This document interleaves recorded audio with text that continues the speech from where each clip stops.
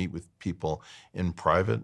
I'd use lots of carrots and sticks. I'd try to use long-range thinking, and I wouldn't tell you what my plan is. And by the way, I very much respect Donald Trump in certain ways, one of which is that, and this confuses our friend Sam Harris no end. Sam is always like, well, he's not being truthful. He's not making sense. He's a negotiator. You don't sit down to a negotiation with an open book saying, let me make sense to you. You sit there saying, you don't know what I'm going to do next. You don't know how big the stick is.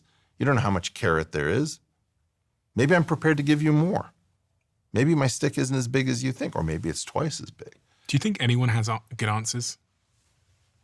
I'll be honest. I think that Trump is in part respected because he has some intuitions about this stuff. His intuition is not to say everything. His intuition is that negotiation is more important than transparency. And at a time when everybody's craving transparency, tell me everything. No, I'm not going to tell you everything. I'm going to try to save some children today. I'm going to threaten. I'm going to cajole. I'm going to do all sorts of things. And you know, that's what I do. I would assemble the best people around me. I would stop giving so many press conferences. I wouldn't tweet every 4 seconds. I'd be extremely strategic about it. But, you know, the situation in Tel Aviv and in Gaza makes me sick to my stomach. And in Ukraine. Almost all of my DNA comes from Ukraine. At least passed through it. And I've been there. And, you know, Russians in Ukraine used to be known as Little Russia.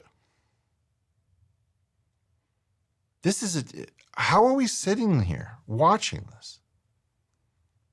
What moron decided in 2004 that we were just going to hand full Article 5 status to former Soviet republics without consequence?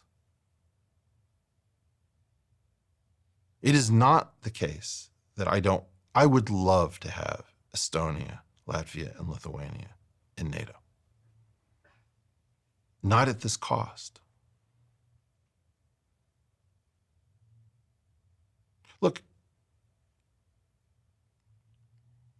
the world is a brutal, brutal place. We've gotten really bad at international understandings. I can't stand what's happened to Europe. Europe has been completely denatured. We're playing with fire everywhere, and I don't know how to talk about it because every time I talk about things where I'm the only person who sounds like this, it's bad for my life. Look, if you're in general a Ukraine hawk and you say, you know, we need to make sure that Ukraine is completely supported so that they don't give an inch of territory.